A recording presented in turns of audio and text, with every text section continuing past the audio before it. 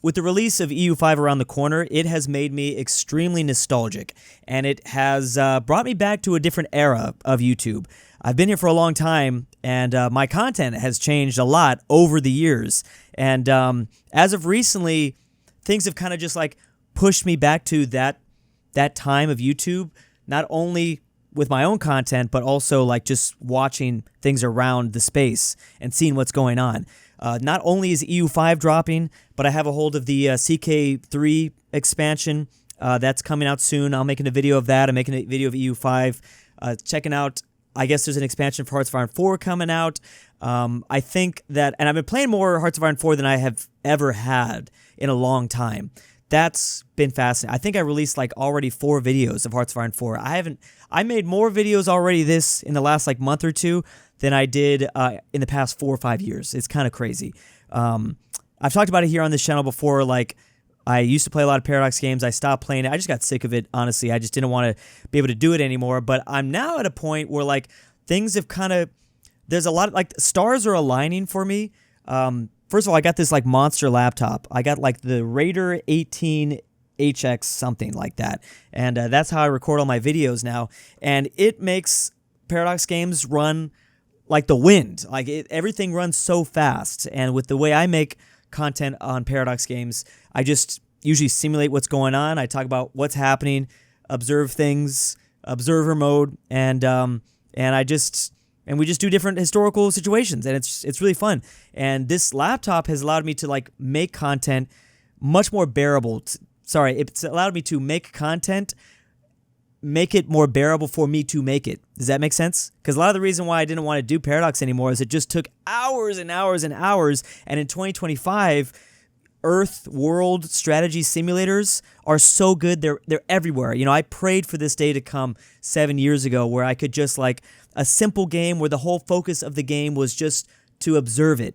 There are so many games like that now where I can make any historical scenario play out in a very simplified game where I can it's just a map painter game, simulation, and we get to watch nations take over the entire Earth. There's so many games. The big one I play is like World War Simulator, but there's so many different clones like that now. Like I can do anything I want, and it all takes like an hour.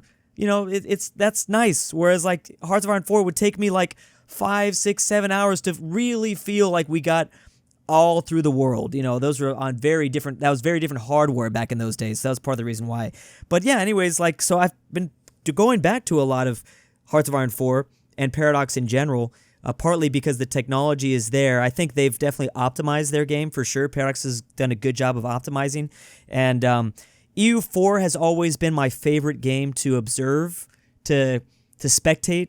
And with EU5 coming out, I'm like, holy crap, like, I kind of got to go back for this. So when I say the stars are aligning, the stars have really aligned for me to jump back in to what this space still is. I don't feel as burnt out as I used to, but it's a really different world. It feels odd to go back after so long because like I'm like, damn, I don't know half the creators. I'm like, damn, who is this person? Who's this person? I know the classic guys, obviously, and I even know the guys before me, and that's about it. And it's hard to even know what is even going on in this space anymore. That I find fascinating, kind of jumping back in. It's just like, what do people even do? It doesn't feel like, I think there's definitely been like a, what is that called? There are more creators to watch in this field than ever. Because back when I was coming up, I was telling everybody, I was like, hey, if you like Paradox games and you want to be a YouTuber, this is the space to go into because there's just not enough content creators in the field. Like there's not enough people making, like it was a guarantee. It really was a guarantee back in like 2015, 2016, all the way up to maybe 2020. I can't vouch for anything after 2020, but up until 2020, like if you just played Paradox, you were going to get a following. It was just like a fact because there just wasn't creators that were really doing it. It might be a small, I'm not saying that everyone blew up, but you'd get at least 1,000 subscribers if you made Paradox content. Now it doesn't really feel like that anymore. It feels like there's just way more content creators than ever before. And that's like something that you can find across all YouTube and all content creators online. Instagram content creators and TikTokers and streamers, and like everyone is a content creator now. So it's just way harder to stand out. So I'm not surprised that even these weird TISM strategy games are oversaturated at this point with creators, which I think is not a bad thing at all. I think that's good, but it's hard to understand what the hell is going on. It's weird to see. I always thought that someone else would just do what I do, and occasionally I have seen people like do what I do, where it's just like an observer, spectator sort of thing. Like occasionally that popped up in my algorithm over the course of the last couple of years, but no one ever really took off with that format, which is really interesting. I wasn't really expecting that. I never really stopped with that format. I just decided to play different games with that format. I still do that all the time. So I'm not really sure why they never took off with Paradox, with other creators. I will say, like, now with fresh eyes, I feel like, and I kind of always knew this at the time, but it's a lot more entertaining just to play games sometimes at the same time. Even as a viewer, there's a lot more fun things that I can do when I play a game versus spectate, which is something that I honestly didn't believe back in like 2018. I thought it was more fun to spectate, and that's partly just because I was bad at Paradox games. And but yeah, if you dedicate yourself to a game, I mean, I'm really enjoying playing a lot of games. Usually they're much more simple games. They're not the grand strategy that you know and love from Paradox. They're just kind of more simple versions of map games. But I like that. I like a little bit of both, and that's what you can really see on my gaming channel, Drew. But I can really understand why it's like, makes sense. Like if I'm gonna watch some Paradox content, like why not watch someone that's really good at this grand strategy game? Like that is kind of the obsession. That's the initial pull when I first got into this stuff. It's like, oh, these are the hardest strategy games you can ever imagine. Basically, that's what I thought. These are the hardest strategy games. You literally have to be at least a functional adult brain. That's not necessarily true, because I know there's like 13-year-olds that play, but you need to have more than a child's brain. That's what I'll say, to play these games effectively, I guess. And it's just a little bit more interesting if I'm a viewer. But yeah, it's an interesting world. It's interesting to see how Paradox has changed since I've come back, what Paradox is doing. It seems like they're still running strong, but it also feels like they're what they were shooting for before is not really their thing. I remember, like, it seemed like Paradox, well, I mean, kind of, but it just felt like maybe 7 years ago they were really shooting for the stars, as they probably should, because they were exploding as a company. I would describe them as like a AA studio, right? Is that fair to say? There's the AAA studios, like your EA, and then I've never even heard of 1A, but like if an indie studio is like a 1A with like just 2 dudes or 5 dudes in a basement, then Paradox is certainly like a AA studio. But it really seemed like they were just acquiring all these games and acquiring all these licenses and putting money everywhere, buying up all this stuff. I wasn't sure where that was going to go. It seems like they've definitely slowed down with that. It doesn't seem like they buy as much stuff anymore. It seems like a lot of those ventures kind of worked out, but at the same, I mean, as an outsider looking in, I still don't, like I said, the whole point of this video is like, I don't really know what the hell is going on anymore.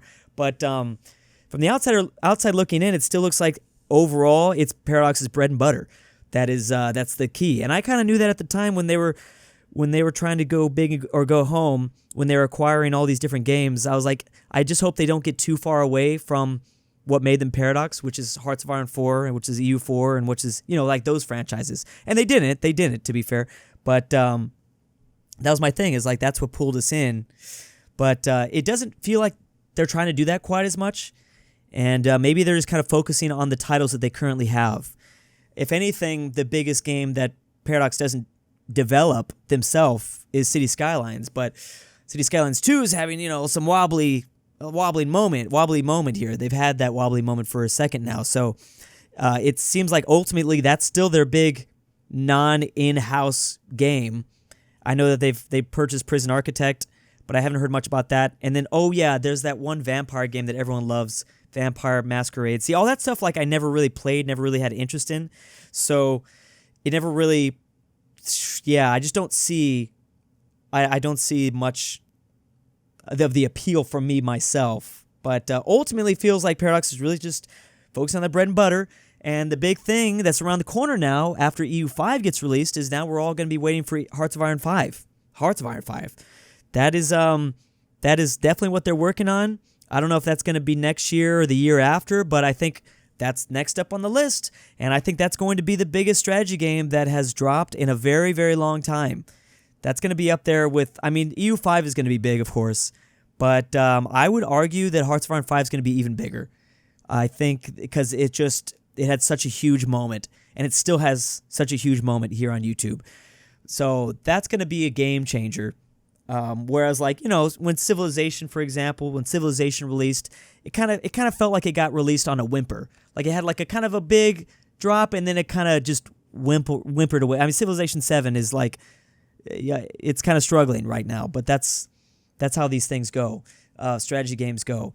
I think that Hearts of Iron 4 is going to have a much bigger impact because Hearts of Iron 4 has always been... Sorry, Hearts of Iron 5 is going to have a bigger impact on YouTube because it's just had such a bigger... People they just love World War II. Ultimately, it comes down to they just love World War II. And people used to play Civilization franchise, I think, just to recreate World War II. And now people don't have to do that anymore. They can just play a game called Hearts of Iron 4, and then I want to see what happens with Hearts of Iron 5. So that's going to be coming up. It's going to be interesting. It's going to be a little learning experience. Now, I will say, of course, it's so annoying that I have to say this all the time, but it's when EU5 releases, let's not pretend like this is going to be the greatest game ever. It is. There's going to be plenty of people that are disappointed. There's going to be all these little problems with it.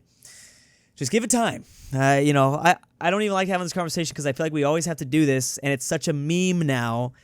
I feel like everyone used to scream it from the rooftops, creators and even developers themselves. It's like, it's a strategy game. It's going to take us years to make. Don't freak out. And it doesn't matter how much you tell people that, they freak out and they scream. And I guess there's a little bit of like content that people make out of it. Like, oh, blank game sucks. Let's make a YouTube video about it, and it's going to get millions of views. That's just, that's how YouTube works. The bad reviews and things like that. But yeah, so I think EU5 will probably, have the normal Paradox / modern strategy game life cycle. It's not gonna be great upon release, and every update it's gonna get better, and expansions are gonna get better. And speaking of which, like I'm playing CK3 right now, and I'm like, holy crap, this is really awesome. That game just got better and better. I thought CK3 was actually pretty good on release, to be quite honest. Vanilla, I thought it was pretty good for a vanilla game. So we'll see how EU5 does. I think it'll be better than Civilization 7's release, but we have more of a checkered past now with strategy games. You always have to be careful now with strategy games. Anyways, we'll see if I discover more about what the hell's going on with Paradox games, what I've been missing. I feel like I've been in a coma for like 5 years, and I'm now just waking up, and it kind of felt natural because now I'm old. Not that I've always been old, but now I feel old. And I've kind of just naturally fallen back into the Paradox genre. That's going to be the interesting thing for all the young people, all the teenagers that got into Paradox. I mean, when you become older, you might just find yourself naturally go back, because these are old man games. Let's be real. These are old man games. And what was so funny about Hearts of Iron 4 popping off back in the day is like it was teenagers that were watching this.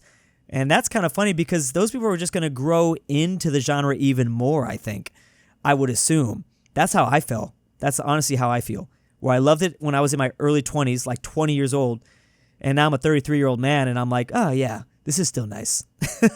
I don't got the reflexes anymore. I can't play FPSs. I need something nice and slow. But anyways, see ya.